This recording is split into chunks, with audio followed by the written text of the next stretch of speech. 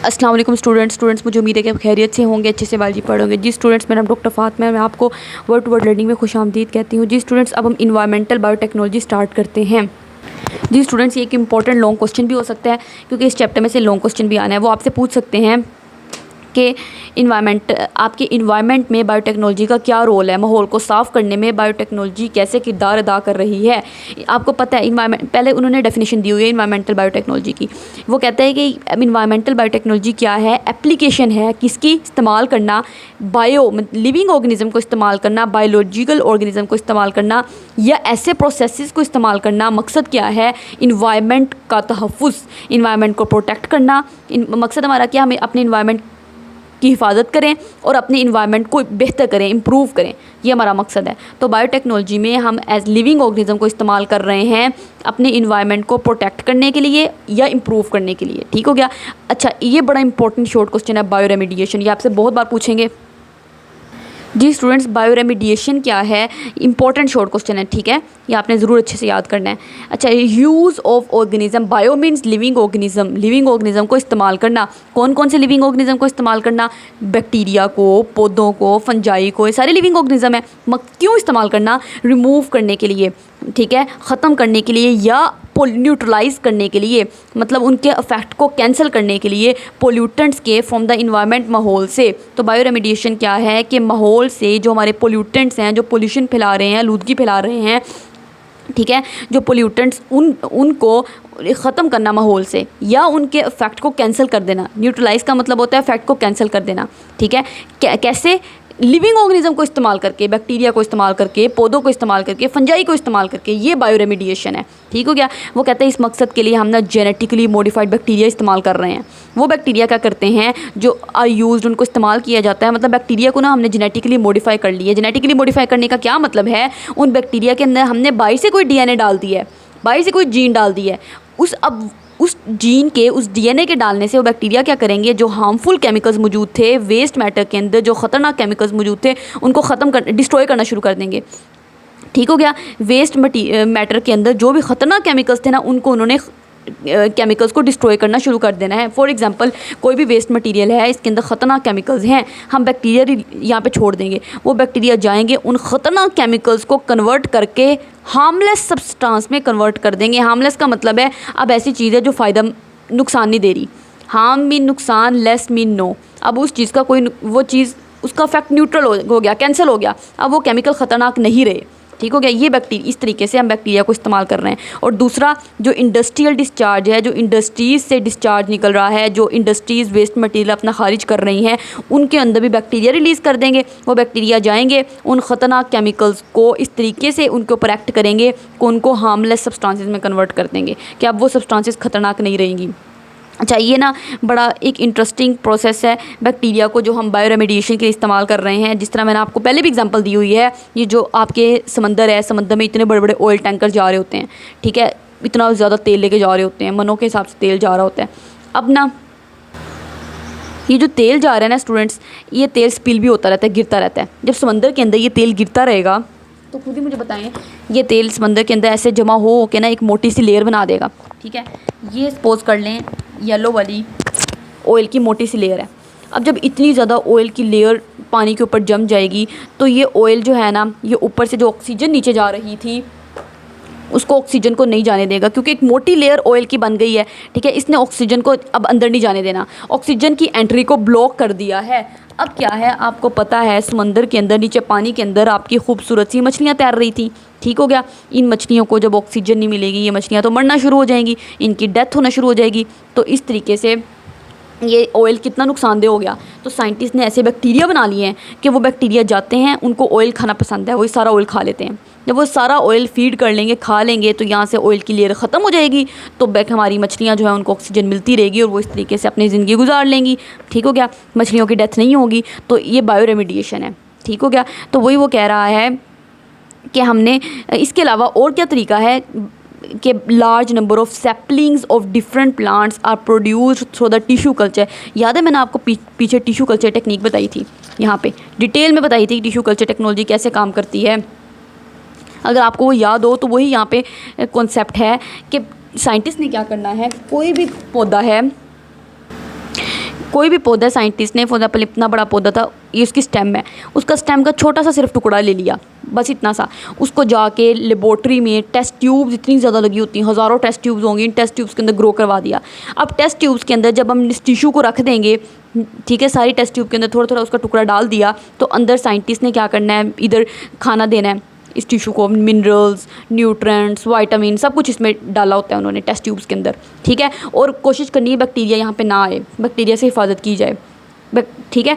अब क्या होगा, वो छोटे छोटे पौधे बनना शुरू हो जाएंगे। अब ये जो छोटे छोटे पौधे बनेंगे ना, इतने ज़्यादा छोटे छोटे पौधे बन जाएंगे, और वो सिर्फ एक छोटे से स्टेम से बने हैं। इन सारे छोटे छोटे पौधों को निकाल के इनको फिर सॉइल में ग्रो कर दिया जाएगा, इनको मिट्टी में लगा दिया जाएगा। तो इस तरह ये छोटे छोटे पौधे अब जब मिट्टी में लगा देंगे तो बस ये इन्होंने थोड़ा सा ही बड़ा होना है, तो अब ये जल्दी बड़े होकर बड़े बड़े पौधे, बड़े बड़े दरख्त बन जाएंगे। तो एक जंगल जो है, आप बहुत थोड़े से टाइम में देखें, आपने इतना बड़ा जंगल उगा लिया, इतने ज़्यादा पौधे लगा लिया आपने, तो ये बात लिखी हुई है। और जंगल आपको पता है फॉरेस्ट कितने फ़ायदेमंद होते हैं, आपको साया फ्राहम करते हैं, आपकी हवा को साफ़ करते हैं, दरख्तों का कितना काम है। तो वो कहते हैं इतने ज़्यादा लार्ज नंबर में जो आपने सैपलिंग्स ली थी डिफरेंट प्लांट्स की। जी स्टूडेंट, सैपलिंग का ये मतलब है कि प्लांटलेट्स, छोटे छोटे पौधे, ठीक है। आपने मुख्तलिफ जो प्लांट्स थे उनके छोटे छोटे पौधे बना लिए, बहुत ज़्यादा तादाद में बना लिए, ठीक है। कैसे बनाए आपने, टिश्यू कल्चर टेक्निक से बनाए। इसको टिश्यू कल्चर टेक्निक कहते हैं क्योंकि हम इसमें इस स्टेम का थोड़ा सा टिश्यू लिया और उस टिश्यू को मैंने यहाँ डाल दिया, यहाँ डाल दिया, यहाँ डाल दिया। और कल्चर इसलिए कह रहे हैं क्योंकि हम इसको कल्चर कर रहे हैं, ये टेस्ट ट्यूब्स है ना, इसमें हम कल्चरिंग कर रहे हैं, इसलिए इसको टिश्यू कल्चर टेक्निक कहते हैं। ये सैपलिंग्स जो होती हैं, बाद में हम इनको इनसे हम एक पूरा नया जंगल उगा लेंगे इन लिमिटेड टाइम, थोड़े से अमाउंट में हमने पूरा जंगल उगा लिया, तो कितना फ़ायदेमंद है। इसी तरीके से बैक्टीरिया को साइंटिस्ट कह रहे हैं कि बायोटेक्नोलॉजिस्ट इस्तेमाल करते हैं मॉडिफाइड बैक्टीरिया को मॉडिफाई करते हैं, थोड़ा सा उनका जेनेटिक मटीरियल बदल देते हैं, अपनी मर्ज़ी का डीएनए डाल देते हैं बैक्टीरिया के अंदर, और फिर उनसे हम डिफरेंट मिनरल्स को एक्सट्रैक्ट करवाते हैं। मिसाल के तौर पर कॉपर को, यूरेनियम को। क्या मतलब, जिस तरह कि आपको पता है आप कितनी बड़ी बड़ी रॉक्स होती हैं, इतनी बड़ी बड़ी चट्टानें हैं, इन चट्टानों के अंदर ना सपोज कर लो ये हमारा ऑरेंज वाला कॉपर पड़ा हुआ है। अभी जो कॉपर अंदर पड़ा हुआ है चट्टानों के अंदर, ये प्योर फॉर्म में तो पड़ा नहीं हुआ, क्योंकि पता है आपको कॉपर और भी बाकी काफ़ी ज़्यादा मिनरल्स मौजूद हैं इसके अंदर, आयरन है, प्लाटिनम है, और भी काफ़ी मिनरल्स हैं, उनके साथ ये कॉपर मिक्स हुआ होगा। तो मुझे तो कॉपर चाहिए खाली, तो साइंटिस्ट ने क्या करना है, ऐसे बैक्टीरिया यहाँ पर रिलीज़ कर देने हैं, छोड़ देने हैं, जो जाएंगे जाके सिर्फ कॉपर को ढूंढेंगे, कॉपर के ऊपर एक्ट करेंगे बस, ठीक है। तो जहाँ जहाँ पे उनको कॉपर मिलेगा, उस कॉपर को इसके बाकी जो मिनरल्स हैं उनसे रिलीज़ करवा देंगे, आज़ाद करवा देंगे, ठीक है। तो इस तरीके से मुझे मेरा सारा कॉपर मिलना शुरू हो जाएगा। इसी तरीके से आपको यूरेनियम चाहिए, ये मान लो यूरेनियम पड़ा हुआ है ग्रीन, ये ब्राउन वाला, ठीक है। तो हम ऐसे बैक्टीरिया बना देंगे जो बैक्टीरिया जाके सिर्फ इस यूरेनियम के ऊपर एक्ट करेंगे, ठीक है, इस यूरेनियम के ऊपर काम करेंगे, और इस यूरेनियम को बाकी सारे जो मिनरल्स हैं उनसे रिलीज़ करवा लेंगे। तो इस तरह मुझे सारा मेरा यूरेनियम मिल जाएगा। तो वही वो कह रहे हैं कि हमने ऐसे मॉडिफाइड बैक्टीरिया तैयार कर ली हैं जो डिफरेंट मिनरल्स को एक्सट्रैक्ट करने में, बाहर निकालने में हमारी मदद करते हैं, जिस तरह कॉपर को, यूरेनियम को। इसी तरीके से वो कहते हैं कि हमने ऐसे माइक्रोब्स बना लिए हैं, माइक्रो ऑर्गेनिजम्स बना लिए हैं। माइक्रो ऑर्गेनिज्म वो होते हैं ना जो आपको माइक्रोस्कोप से नज़र आते हैं, जैसा कि बैक्टीरिया, ब्लू ग्रीन एल्गी। अच्छा, ब्लू ग्रीन एल्गी जो है ना, ये भी बैक्टीरिया ही होते हैं, आपको हैरानगी होगी, ठीक है, लेकिन हम इनको ब्लू ग्रीन एल्गी ही कहते हैं। क्यों? क्योंकि ये बैक्टीरिया अपना खाना खुद तैयार कर सकते हैं। सारे बैक्टीरिया अपना खाना खुद तैयार नहीं करते, पता है आपको। बैक्टीरिया जो होते हैं, क्यों मेरे पे बैक्टीरिया हमला करते हैं? अपना खाना लेने के लिए, मेरे से फूड लेने के लिए। लेकिन कुछ अच्छे बैक्टीरिया हैं नेचर में, वो अपना खाना खुद बना लेते हैं, वो कहते हैं हमें किसी की ज़रूरत नहीं है, ठीक हो गया। तो उन बैक्टीरिया को ब्लू ग्रीन एल्गी कहते हैं। इसी तरीके से जो फंजाई हैं उनको हम इस्तेमाल कर रहे हैं कहाँ पे, मैन्योर प्रोड्यूस करने के लिए। अब ये क्या चीज़ है जी स्टूडेंट्स, मैन्योर ये होती है, आपने ना देखा होगा गांव वगैरह में जो लोग होते हैं ना, वो जो जानवरों का गोबर वगैरह होता है और जो एनिमल का वेस्ट मटेरियल होता है ना, ठीक है, ये जो गाय भैंसी होती हैं, इनका वेस्ट मटेरियल किसी भी चीज़ में डालते हैं, कोई रेडी वगैरह पे, और उसको लाद के ना खेत में ले जाते हैं और खेत में जाके अपने पौधों में डाल देते हैं, ठीक हो गया। यही तो चीज़ है इम्पॉर्टेंट चीज़, ये बहुत फ़ायदेमंद चीज़ है, इससे पौधों की ज़रखेज़ी में बड़ा इजाफा होता है। हालांकि आप कहेंगे गोबर है, एनिमल वेस्ट है, होता ये है कि ना, ये जो एनिमल वेस्ट मैंने आपको बताया, गोबर वगैरह, इसके अलावा जो सड़े पौधे होते हैं, रोटन प्लांट्स, गले सड़े पौधे, ठीक है, इनके ऊपर ना माइक्रो ऑर्गेनिज्म एक्ट करते हैं, ठीक है। आपने क्या किया, गोबर वगैरह जो था इसको रेडी वगैरह पे लादा और लेके आप खेत में चले गए, खेत में डाल दिया। अब खेत में जो होंगे ना, जब इनको आप पौधे में डाल दोगे ना, माइक्रो ऑर्गेनिजम्स आएंगे, क्योंकि माइक्रो ऑर्गेनिज्म तो हर जगह मौजूद है आपके इर्द गिर्द। वो माइक्रो ऑर्गेनिज्म इसके ऊपर एक्ट करेंगे और इसको कन्वर्ट कर देंगे मैन्योर के अंदर। ठीक हो गया। मैन्योर क्या है? ये नेचुरल फर्टिलाइज़र है, मतलब ये फर्टिलाइज़र तो है लेकिन नेचुरल है। जिस तरह आपके इर्द गिर्द फर्टिलाइज़र होती है ना, जिस तरह के आजकल किसान डालते हैं, फसलों में खाद डालते हैं, यूरिया वगैरह, वो यूरिया वगैरह जो है ना वो केमिकल्स हैं, वो इतने फ़ायदेमंद नहीं है। ठीक है, वो भी फर्टिलाइज़र हैं, वो भी पौधों की ज़रख़ेज़ी में इजाफा करते हैं, लेकिन वो केमिकल हैं तो केमिकल ना, हमारे अंदर जाएंगे वो केमिकल हमें नुकसान देंगे। लेकिन मैन्योर जो है ना ये एक नेचुरल फर्टिलाइज़र है, इसने पौधों की ज़रख़ेज़ी को तो बढ़ाना ही बढ़ाना है और केमिकल भी नहीं है। कितना फ़ायदा है। ठीक हो गया। तो ये माइक्रो ऑर्गेनिज्म जो होते हैं यही तो इस्तेमाल हो रहे हैं, यही तो एक्ट करते हैं इस एनिमल वेस्ट के ऊपर, गोबर वगैरह के ऊपर और गले सड़े पौधों के ऊपर, और उसको मैन्योर में कन्वर्ट करते हैं। ठीक हो गया। तो ये देखें कितना फ़ायदा है इन माइक्रो ऑर्गेनिज्म का। ये जो मैन्योर है ना ज़्यादा अच्छी खाद है यूरिया वगैरह की निस्बत, तो ये इनको इस्तेमाल किया जाता है माइक्रो ऑर्गेनिज्म को। ये सारे माइक्रो ऑर्गेनिज्म एक्ट करेंगे इस गोबर वगैरह के ऊपर, वेस्ट मटेरियल के ऊपर, और इसको कन्वर्ट कर देंगे मैन्योर में। और ये जो मैन्योर है ये बहुत अच्छी खाद है, पौधों की ज़रख़ेज़ी में बहुत इजाफा करेगी, केमिकल भी नहीं है, अच्छी बात। ठीक हो गया। यूरिया वगैरह में तो केमिकल्स है ना, तो हमारे अंदर भी जाके कोई नुकसान नहीं होगा।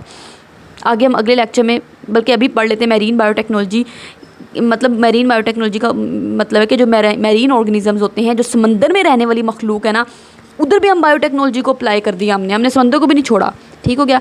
वहाँ उसके अंदर भी हम बायोटेक्नोलॉजी अप्लाई करेंगे और समंदर में जो रहने वाली मखलूक है उनसे डिफरेंट प्रोडक्ट्स ऑब्टेन करेंगे जो इंसानियत की खिदमत के लिए काम आएंगी। जैसा कि वो यही कह रहा है कि मैरीन बायोटेक्नोलॉजी में क्या होता है, मैरीन ऑर्गेनिज्म को इस्तेमाल करते हैं, समंदरी ऑर्गेनिज्म को, जो समंदर में मछलियाँ वगैरह रहती हैं, एल्जी वगैरह रहती हैं, समंदर में पौधे रहते हैं। ठीक है। मकसद क्या है? उनसे नई नई प्रोडक्ट्स बनवाना, नए नए ट्रीटमेंट, नए नए इलाज दरियाफ्त करना, नई नई टेक्नोलॉजीज़ बनाना। मिसाल के तौर पर वो कहता है, मैं आपको कुछ मिसालें देते हैं हम, जिस तरह कि हमने ऐसी जेनेटिक मॉडिफिकेशन कर ली है, हमने जो मछलियाँ हैं ना उनके डीएनए के अंदर थोड़ी सी तब्दीलियाँ कर ली हैं, जिसकी वजह से हमें मछलियाँ फास्टर ग्रोथ रेट में मिल रही हैं, ज़्यादा मछलियाँ मिल रही हैं, क्योंकि मछलियाँ हम खाते हैं ना फूड के तौर पर, तो मछलियाँ जल्दी मछलियाँ रिप्रोडक्शन करती हैं, तो बहुत ज़्यादा मछलियाँ तादाद में मिल रही हैं, फूड हमारी इंक्रीज़ हो रही है। दूसरा वो कहता है कि वो कह रहा है कि जो मैरीन ऑर्गेनिजम्स होते हैं, समंदरी मखलूक, जिसमें स्पॉन्जीज़ हैं, कोरल्स हैं, मैरीन बैक्टीरिया हैं, समंदर में रहने वाले बैक्टीरिया, ये स्पंज होते हैं। ये ना आप हाई क्लासेस में जाके पढ़ेंगे, 12th क्लास में। ठीक है, पूरा चैप्टर होता है इन पे। कोरल्स होते हैं, ये भी समंदर में रहने वाली मखलूक होती हैं। ये इनसे हम ना ये सारी समंदरी मखलूक है, इनसे हम डिफरेंट कंपाउंड्स ऑब्टेन करेंगे। वो जो चीज़ें हैं उनको इस्तेमाल करेंगे कैंसर की दवाइयाँ बनाने के लिए, एंटीबायोटिक्स बनाने के लिए, बैक्टीरिया को ख़त्म करने के लिए। एंटीबायोटिक्स बैक्टीरिया के ख़िलाफ़ होती हैं ना, क्योंकि बैक्टीरिया आपको पता है कितनी बीमारियाँ फैलाते हैं। एंड एंटी वायरल मेडिसन और इवन वायरस के ख़िलाफ़ भी दवाइयाँ बनाने के लिए हम इन आबी मखलूक को इस्तेमाल कर रहे हैं।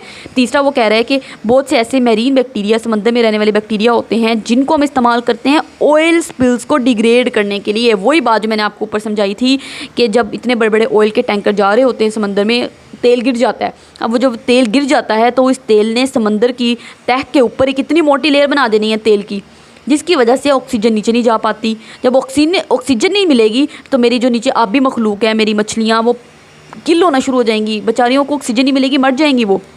तो हमने ऐसे बैक्टीरिया बना लिए हैं जो समंदर में रहते हैं और जाके उस ऑयल को खा लेते हैं। ठीक है, डिग्रेड, ख़त्म कर देते हैं उस ऑयल स्पिल्स को, गिरे हुए ऑयल को, जिसकी वजह से आपका समंदरी इन्वायरमेंट साफ़ हो जाता है। इसके अलावा हमने मैरीन एल्जी है, ये जो एल्जी होती है ना, ये इसको भी हमने बहुत लार्ज क्वांटिटीज़ के अंदर बना लिया है, कल्टीवेट कर लिया है, उगा लिया है, और हम इसको इस्तेमाल कर रहे हैं एल्जी को। इवन देखो एल्जी किस लिए, बायोडीज़ल हमने फ्यूल बना लिया, जिससे हमारी गाड़ियाँ चलती हैं। एल्जी ऐसा फ्यूल बना रही है जो हमारी गाड़ियाँ चला रही है। एल्जी से अल्कोहल बनती है, और अल्कोहल आपको पता है कहाँ कहाँ पे इस्तेमाल होती है। अल्कोहल को भी हम फ्यूल के तौर पर इस्तेमाल कर सकते हैं। अल्कोहल से हम सैनिटाइज़र बनाते हैं, जो आप हाथ को सैनिटाइज़ करने के लिए इस्तेमाल करते हो। पूरी दुनिया में लोग कितने अल्कोहल मगरबी ममालिक में पी जाती है। ठीक हो गया, वो एल्गी से तैयार कर रहे हैं, क्या कमाल की चीज़ है। And other types of renewable energy, और भी बहुत ज़्यादा एनर्जी के सोर्सेज जो है वो हम एल्गी से बना रहे हैं।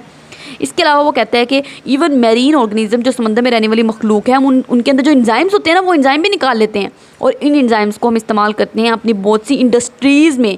मिसाल के तौर पर वो कहता है, एक उसने बहुत अच्छी एग्जांपल दी है हाई फ्रुक्टोज कॉर्न सिरप की। ये क्या चीज़ है, ये मैं आपको समझा देती हूँ। जी स्टूडेंट्स, ये अभी हाई फ्रुक्टोज कॉर्न सिरप क्या चीज़ है ये आपको थोड़ा सा समझ आना चाहिए। अच्छा, ये होता क्या है कि जो आपका कॉर्न होता है ना, कॉर्न मकई को कहते हैं, वही मकई जिससे आपकी छल्ली या भुट्टा जिसे आप कहते हैं वो बनता है। ये वही मकई है जिससे आपके पॉपकॉर्न्स बनते हैं जो आप शौक़ से खाते हैं। ठीक हो गया। तो ये जो कॉर्न है ना, उसी कॉर्न को इस्तेमाल करेंगे, उसी मकई को इस्तेमाल करते हैं और उससे एक कॉर्न सिरप तैयार करते हैं। अब आपको पता है जो कॉर्न है ना, इसके अंदर होता है स्टार्च। ठीक, स्टार्च जो है ना ये एक कार्बोहाइड्रेट है, लेकिन कार्बोहाइड्रेट की कौन सी कैटेगरी है मुझे बताएं। 9th क्लास में पढ़ा है आपने, 3 होते हैं कार्बोहाइड्रेट्स ना, मोनोसेक्राइड, ओलिगोसेक्राइड, पॉलीसेक्राइड। ठीक हो गया। अब ये जो कॉर्न है ना इसके अंदर होता है, और पॉलीसेक्राइड जो कैटेगरी होती है उसकी एग्जांपल स्टार्च है। ये 9th क्लास का नॉलेज है तो मैं कुछ नया बताया ही नहीं है, आपको परेशान होने की ज़रूरत नहीं है। अच्छा, जो स्टार्च होता है ना ये एक पॉलीसेक्राइड है। और आपने एक चीज़ स्टार्च पॉलीसेक्राइड के बारे में और भी पढ़ी थी कि पॉलीसेक्राइड जो होते हैं वो टेस्टलेस होते हैं, इनका कोई टेस्ट नहीं होता, टेस्टलेस, कोई टेस्ट नहीं है। अब जब इनका कोई टेस्ट नहीं होगा तो मकई का टेस्ट कैसे आएगा। तो हमने ना साइंटिस्ट ने क्या किया, वो जो मैरीन ऑर्गेनिज्म है ना, जो आबी मखलूक है, उसके अंदर जो इंजाइम्स थे ना वो इंजाइम निकाल लिए, उन इंजाइम को इस्तेमाल किया और उन इंजाइम्स को इस स्टार्च के ऊपर एक्ट करवाया। अब वो इंजाइम इस स्टार्च के ऊपर जब काम करेगा ना तो इस स्टार्च को कन्वर्ट कर देगा किस में, फ्रुक्टोज में। ठीक हो गया।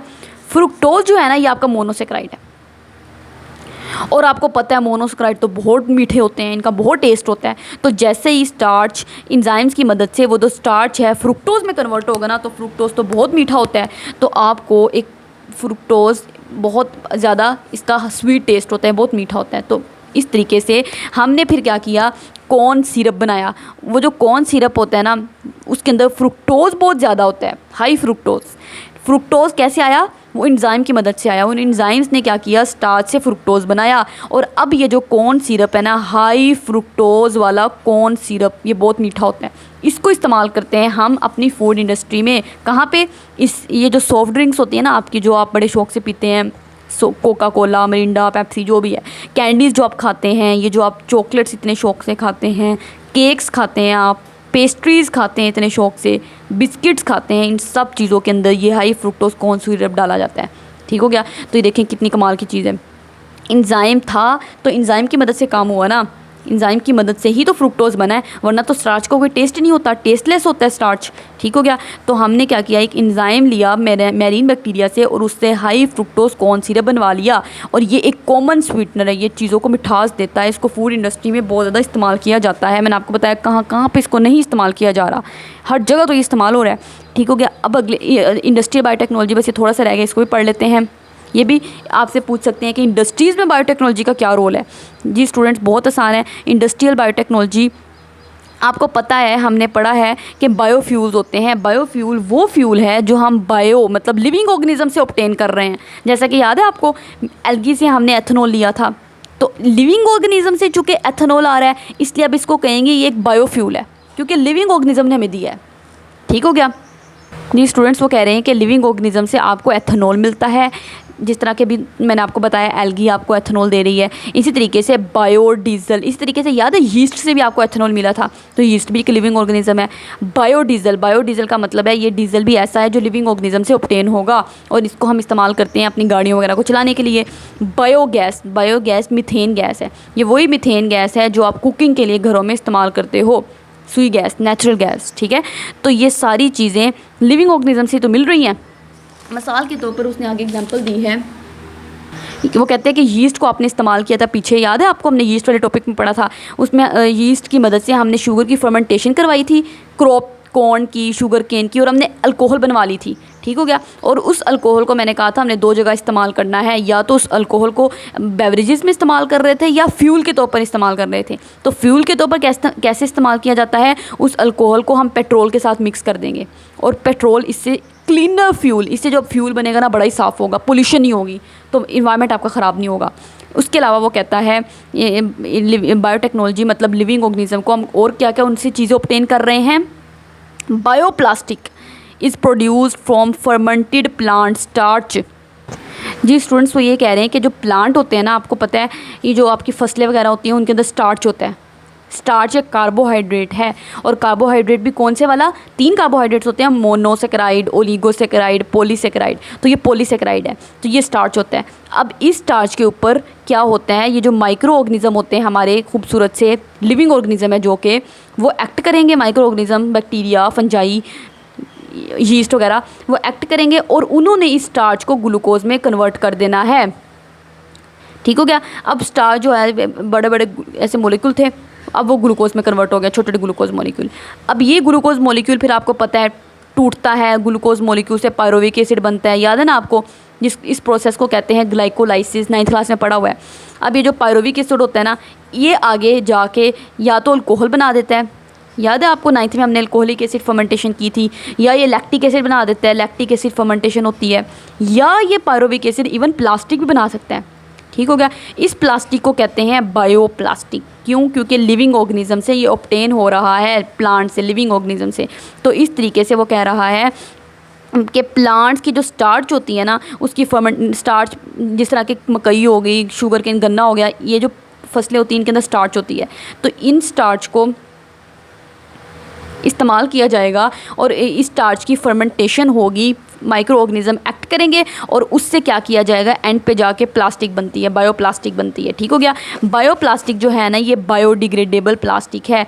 बायोडिग्रेडेबल प्लास्टिक का मतलब है, बायोडिग्रेडेबल मटेरियल वो मटेरियल होते हैं जिनको जब हम मिट्टी में फेंकते हैं ना, तो कुछ दिनों के बाद आप देखते गायब हो जाते हैं। जैसा कि कोई फूड वेस्ट, आप कोई रोटी वगैरह, कोई खाना वगैरह वेस्ट मटेरियल जो होता है ना, मतलब बचा हुआ खाना, ख़राब खाना बाई फेंक दें, तो कुछ दिनों के बाद वहाँ से गायब हुआ होता है। तो ये बायोडिग्रेडेबल मटेरियल है। लेकिन नॉन बायोडिग्रेडेबल मटेरियल, जिस तरह प्लास्टिक के शापर नहीं होते, प्लास्टिक बैग्स, वो जब आप बाई फेंक देते हैं तो वो कई सालों तक इन्वायरमेंट में पड़े रहते हैं। इसलिए गवर्नमेंट ने क्या किया है कि जो प्लास्टिक के बैग्स हैं ना, उन पर पाबंदी लगा दी है, क्योंकि वो नॉन बायोडिग्रेडेबल है। उन्होंने कई सालों तक इन्वायरमेंट में पड़े रहना है, तो ये पोल्यूशन ही है, आलूदगी है।